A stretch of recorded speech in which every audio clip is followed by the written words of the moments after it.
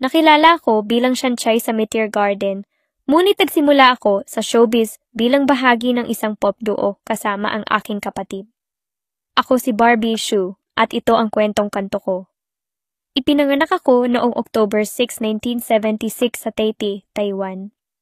Noong 1994, kasama ang aking nakababatang kapatid na si Di Shu, bumuo kami ng pop duo na tinawag na AST o ang Sisters of Shu.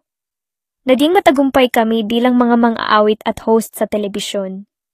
Ngunit ang tunay na pagbabago sa aking karera ay nanggampanan ko ang papel ni Siyansyay sa Meteor Garden noong 2001, ang kauna-unahang Asia novela na sumikat sa Pilipinas. Ang kwento ng isang ordinaryong dalaga na napabilang sa mundo ng mayayaman at nagpakita ng tapang laban sa F4 ay tumatak sa puso ng bawat Pilipino. Milyon-milyon ang nahumaling sa serye, nagtipon-tipon sa mga eskinita para manood at isinabuhay ang kilig ng kwento.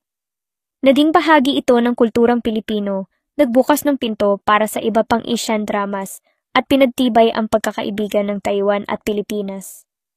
Sa aking personal na buhay, ikinasal ako sa negosyanteng Chino na si Wang Xiaofei at biniyayaan kami ng 2 anak. Naghiwalay kami matapos ang 10 taon. Makalipas ang ilang buwan, muling nag-cruise ang aming landas ng aking dating kasintahan, ang Koreanong musikero na si Ko Jun-hyuk at kami ay muling nagpakasal.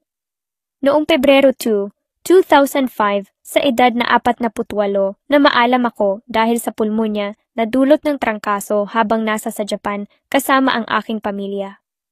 Ako si Barbie Shu at ang aking kwento ay patunay na ang pagsusumikap at pagmamahal sa sining ay maaaring magdala ng tagumpay at inspirasyon. Ang Meteor Garden ay hindi lang isang drama, isa itong alaala ng kilig, pag-asa, at paniniwala na kahit sino ay maaaring umibig at lumaban para sa kanilang pangarap.